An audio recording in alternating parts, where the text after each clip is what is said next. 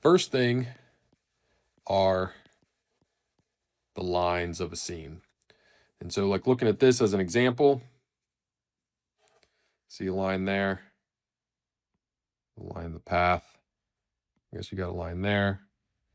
That could be a line, and then the horizon is a line there. And so I'm like, all right, it's pretty easy to kind of see these lines.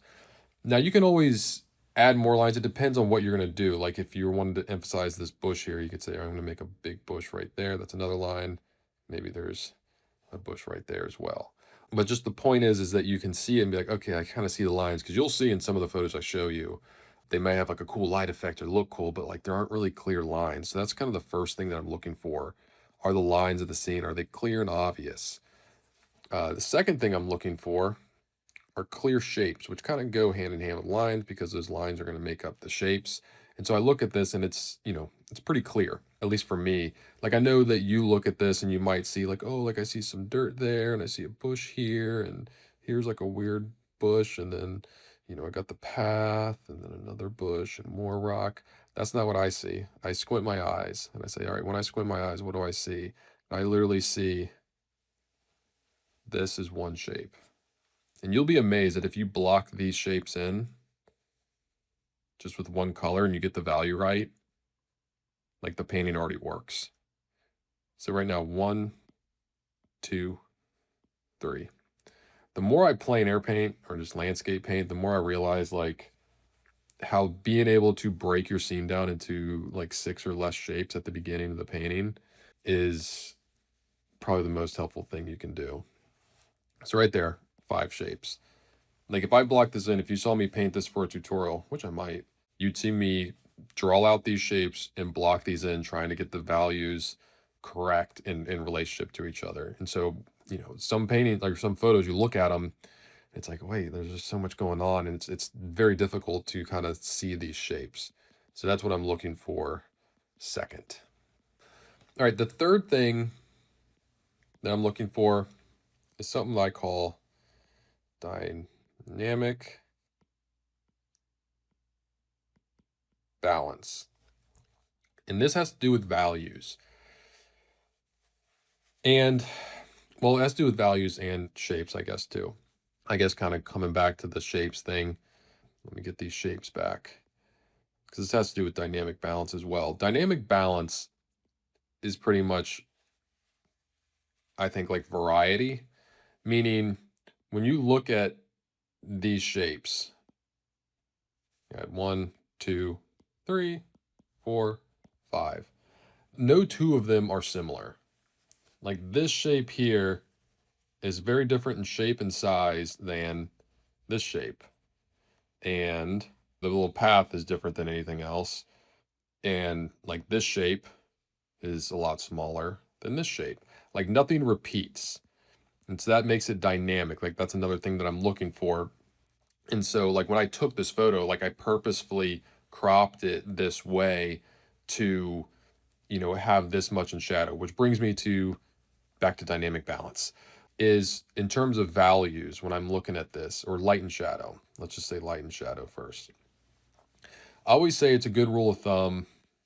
There's the 70-30 kind of rule or principle, is that try and have 70% of your scene in shadow or in light. It can go either way. Like this, 70% or more. Like this, all of this is in shadow. Just that's in light. That's interesting and dynamic. I very much could have taken this photo and had more of the light, part out in the distance. I could have, and this happens a lot. It's crazy how much our minds will do this automatically. Is like I could have had the mountain there, and then it's in shadow, and that's in light. And that happens a lot because like you look at this and you think like, oh, like it's so cool out there. Like I want to get more of that in there, and I like this too. And so you kind of like try and give them equal attention. And what ends up happening is so many times it's so like you just end up splitting your canvas like right down the middle. Same thing happens with the horizon a lot of times. A lot of times you like what's happening above the horizon a lot and what's below, and people go put their horizon line right in the middle, and they're like, oh, like I like the mountains on the horizon, but I also like, the river, coming forward, and then there's that tree, and then, there's this other hill, and it's like, what's this painting about? Like, what's getting emphasized? Are the mountains getting emphasized, or is it the river, or is it the trees? Like nothing, none's getting emphasized. Sorry for that confusing drawing over top of the picture. So that's what I'm looking for. I'm looking for dynamic balance. Fourth thing I'm looking for, and this one's kind of optional, is I try and look for a focal point. Now you can kind of always get creative and conjure up a focal point. And what makes a focal point a lot of times, well, the best thing I think is, or the clearest way to make a focal point is have to be the area of highest contrast, meaning where a lightest light and darkest dark touch. Meaning, let me put this into black and white and show you what I'm talking about, because you've probably seen me do like a compositional sketch. I'll break it down into dark, midtone, and light. Again, this is like, there's a lot of different ways you can go with this, but for this one, like kind of my initial reading is like, okay, this part in shadow, the hill, that's going to be a dark. I'm doing this really quickly. And then, this path is pretty much already it's a mid-tone. And then I have to make a decision out here. Do I want that to be mid-tone or want it to be light? And I'm actually going to say, I'm just going to keep it a mid-tone, except for certain areas. Like I like that road being a light. I like the sky being a light as well. Keep that road. And I like there was this edge of the grass here. It's getting hit with that light. I'm like, ooh, that could be my focal point. Because the way I have it right now, as far as three values, dark, mid-tone, and light, the only area where my lightest light is touching my darkest dark is right here. And that's great. It's not always going to be the only area, but you want it to be the area where it happens the most. And so it would be cool, yeah, if it was like kind of right there. That makes sense. And it's great because the lines of the scene, they're all pointing right there, which is great. And it's not in the middle. You don't want it to be, you don't want your focal point to be right there. So I'm looking at this, I'm like, oh, wow, that's kind of setting itself up nice for a focal point. Now, there are other ways to kind of create a focal point. One is you can kind of like have it be the area with like higher color saturation. So, maybe see that little grass there? Maybe I also like kind of brighten it up, make it a little more saturated or something, just kind of emphasize a little more. Maybe I take some of this shadow back here in this other mountain and I kind of sandwich that light. Maybe I do put a little bit of this shadow and I bump it right against that light just to make it that much more contrasty. So now that light has shadow on one side and it has shadow on the other side, and it's just going to make it that much more kind of eye-catching. So those are the kind of the four things that I look for, main things I look for. Now, yes, there's a whole lot of other things, but I feel like if I throw everything at you, the composition is just going to make you more confused. But I feel like if you focus just on these four things, it's going to set you up for success so much. I just want to take a quick break from the lesson to let you know that the full tutorial of the painting that you're seeing in this video is available on Paint Coach Studio. In there, I have literally hundreds of real-time painting tutorials all done by me. It's a great way to demystify the painting process and see how a painting is made and how it's not magic. It's a series of steps that you can learn too. I upload a new one every single week, so you never have to worry about not having something to paint. And once you're in, you also get to be a part of the Paint Coach private Facebook group that has close to 1,000 members. It's a great positive painting community of like-minded students that are learning just like you. You can try it free for 7 days to see if you like it. I'll put a link to where you can do that in the description of this video. All right, here's a photo I took on the Amalfi Coast. I think this is Positano.